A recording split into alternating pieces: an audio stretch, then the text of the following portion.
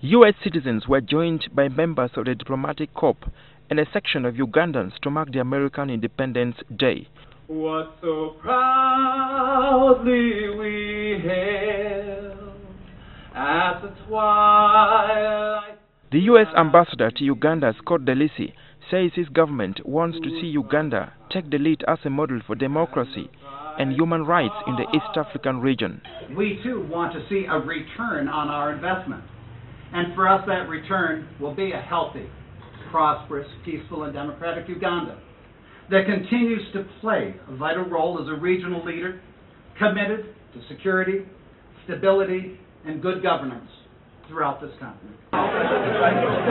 Speaking at the event in Kampala, DeLisi reiterated the commitment of America to continue supporting Uganda's growth.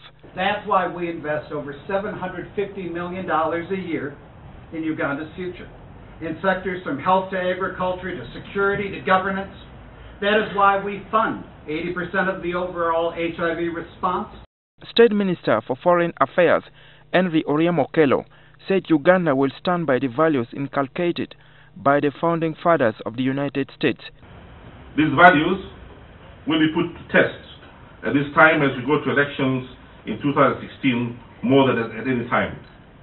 My government will ensure full respect of these values, not as a favor for its citizens, but as an eligible right.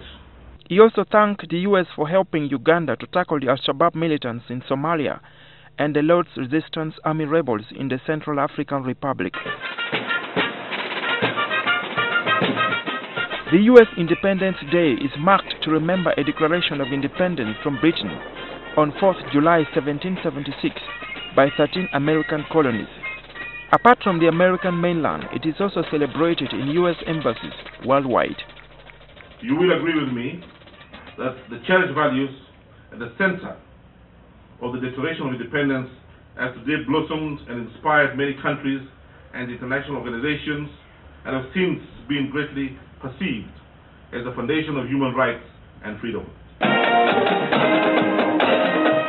The Independence Day is one of the most patriotic in the U.S., where many people will be found wearing red, white and blue clothes. It means a lot to us as a country because we're such a disparate country.